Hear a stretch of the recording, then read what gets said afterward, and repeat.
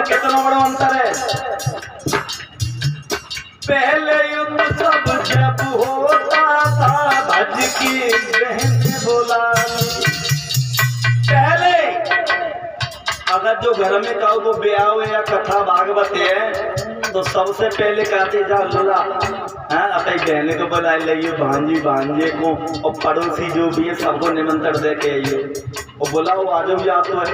लेकिन आज अंतर हो गो, आज अंतर है। अरे पहले घर में उत्सव होता था भज की बहन बोला। भान जी पैरो देखी घर बुलवाई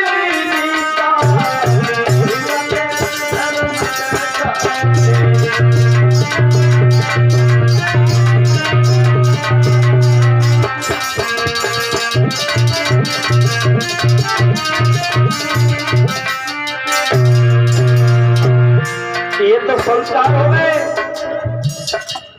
लला ने सोची को चलो हम अपने जिज्जी को बुलाए तब तक बंतत ने कर क्या घुमटा में तो बनी ऐसी तो यहाँ मेरी कहाँ देखिए जिज्जी के ले लाए गए भाई जिज्जी। तो लला को वहीं ब्रेक लग दो, बोले अपने के पास हम बाधे में पहले है या नहीं है। खाने पीने में देखो राम राज्य में देखो भैया वही दूध की नानी। राम कृष्ण के राज्य में माता वही दूध की नानी। अब उन्हीं के पंखदिया पी रहे।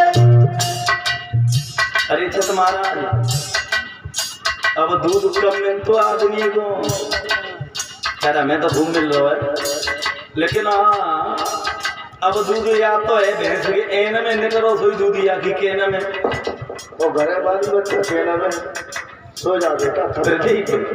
अबे देहाते तो अच्छी हैं जो देहाते में गैया भैंसियां दूध और सिटी में देखो बड़ी बड़ी में आदमी दूध देता है घर घर जी खाता है दूध बना है अपने चाय बन जाती है देता ना देते।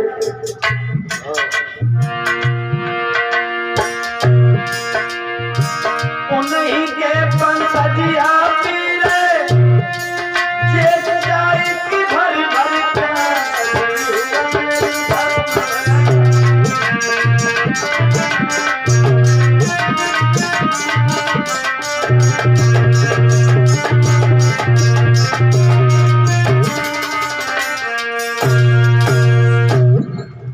सब कुछ कलयुग में बदलता जा रहा है।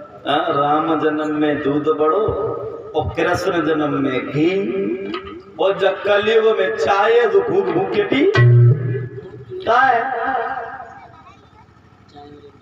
इन्हें तो सवेरे मुंह बोला बोला चाय चाहिए हमें चाय हमें कुछ मंगवा मुंह तो भरो पकाएगा संपर्क ले जाओ। बतो रानी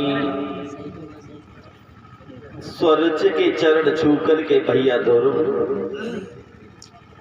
अपनी मैया सुनीति के पास में पहुंचे। जवाब दिया है माँ आज वो दुखियारी। एक बात बताएं परीक्षित महाराज, ध्रुव में कोई ताकत नहीं थी जो 6 महीना में भगवान को प्राप्त कर लेते थे। जो सुनीति थी ना, जिस दिन से ध्रुव गए थे उस दिन से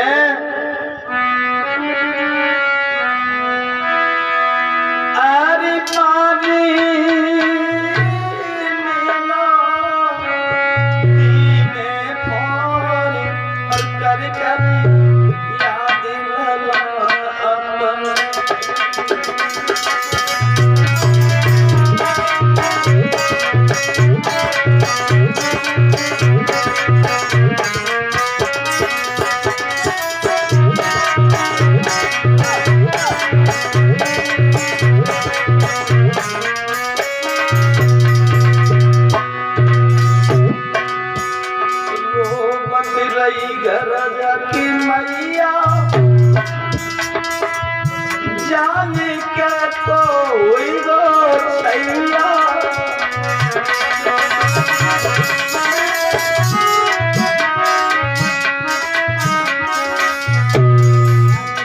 भी देखा होगा महाराज, जो लोग बाहर नौकरी करते हैं वो मेरी बात को ध्यान से समझ पाएंगे। जो लड़का दिल्ली, नोएडा, गाजियाबाद में नौकरी करते हैं और जब महीना 4 महीना बाद उनको घर के लिए आने को प्रोग्राम बनता है तो 4 दिन पहले से ही उनके पास में डिमांडें पहुंचने लगती हैं। हाँ, घर वाली कहते 4 धोतिया जाके ले, 4 वो तो भाई तरह तरह की चली है मच्छरदानी, वो मैडम भाई लिमिट से बड़े। और बेटी बेटा है वो अपनी चॉइस, और माँ पूछेगी तब यही कहेगी बेटा तू कब आ रहा है और कैसा है? और जब वे घरे आ जाता है तो जब तक जेब ऊंची ऊंची दिखत रहते तब तक खूब सेवा होते, गरम भजके जाती, पानी भल्लाती है और बेजना से प्यारे कहती का है तुम कितने दिनों के बाद में लौट के आए हो, तुम्हें कुछ पता है?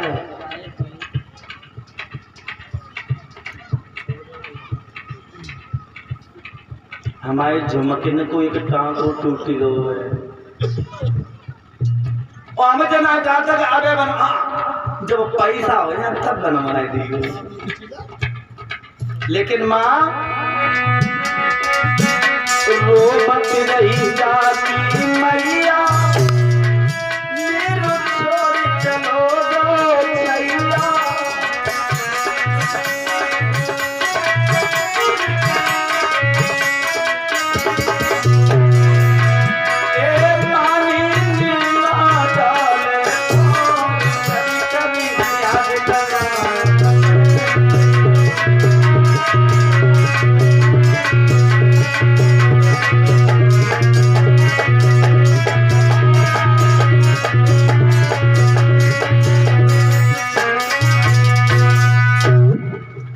माँ ने जिस दिन से ध्रुव गए थे उस दिन से न खाना खाया न पानी पिया, और भगवान से एक ही निवेदन करती रही प्रभु तुम्हारा बच्चा तुम्हारी शरण में आया है, उसे एक बार स्वीकार कर लो। तो ये मैया सुनीति की तपस्या थी। सुनीति ने जवाब दिया बेटा तुझे भगवान के दर्शन हुए? हाँ माँ। क्या कहा? जवाब दिया कहा कुछ नहीं बेटा ध्रुव घर जाओ। मैं नहीं मानूंगी।